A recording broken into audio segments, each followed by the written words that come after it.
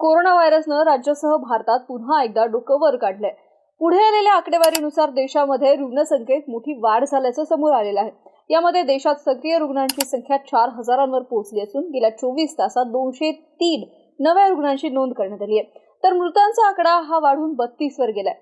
तर दुसरीकडे महाराष्ट्रात 59 नवीन कोविड पॉझिटिव्ह रुग्णांची नोंद करण्यात आली आहे। त्यामुळे राज्यामध्ये सध्या 494 सक्रिय रुग्ण आहेत। या व्यतिरिक्त 359 रुग्णांना रुग्णालयामधून डिस्चार्ज देण्यात आला आहे, अशी देखील माहिती आहे। मुंबईमध्ये 20 तर पुण्यामध्ये 17 नवीन कोविड रुग्णांची नोंद करण्यात आली आहे।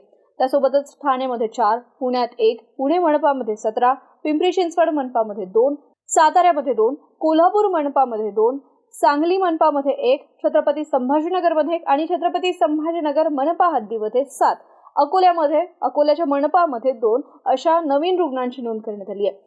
प्रशासनाकडून घाबरून न जाण्याचं आवाहन करण्यात आलेलं आहे। कोविड हा आजार विषाणूमुळे होणारा आजार आहे। सध्या स्थितीत कोविडसाठी महाराष्ट्रामध्ये ILI आणि SARI सर्वेक्षण सुरू आहे। या सर्वेक्षणामध्ये रुग्णांच्या कोविडची चाचणी केली जाते आणि सदर कोविड रुग्णांना पॉझिटिव्ह आल्यानंतर उत्तम आणि नियमित उपचारही दिले जातात। सार्वजनिक आरोग्य विभागामार्फत कोविड तपासणी आणि उपचार सोयी उपलब्ध आहे। त्यामुळे जनतेला आवाहन करण्यात येते की कुणीही घाबरून जाऊ नका, असं आवाहन प्रशासनाकडून करण्यात आलेलं आहे।